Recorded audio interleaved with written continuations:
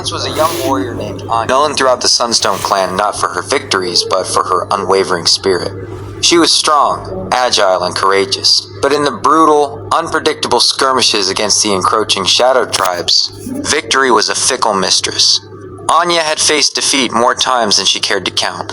Her shield bore the scars of 1,000 blows, each one a testament to a battle lost, a strategy foiled, a moment of vulnerability exploited. The elder warriors, steeped in tradition, would often quote the ancient proverb, "A warrior never fails, and a failure never wins."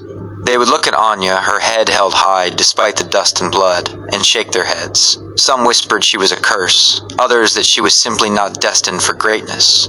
Yet Anya never saw herself as a failure.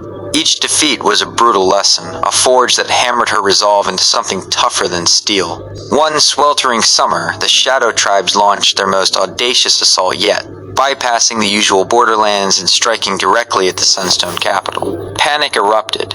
The seasoned warriors, those who had tasted consistent victory, found themselves disoriented by the sheer audacity of the attack.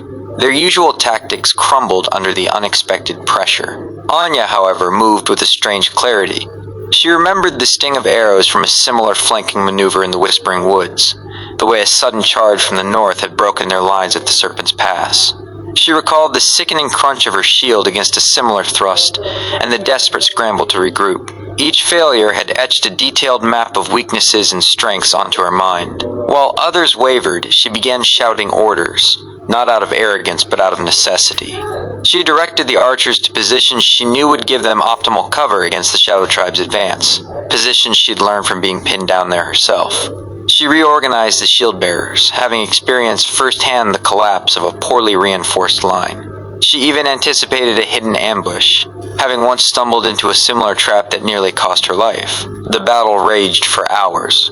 The Sunstone warriors, spurred by Anya's decisive commands and her unyielding presence on the front lines, began to push back.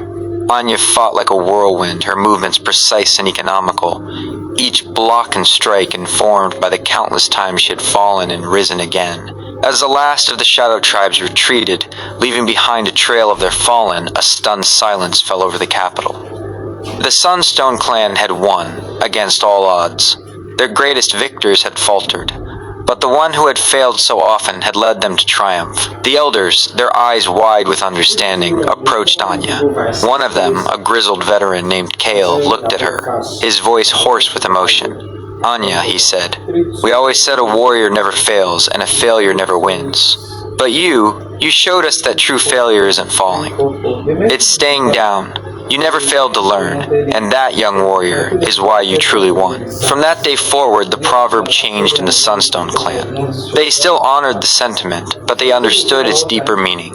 A warrior never fails to rise, and a failure never learns.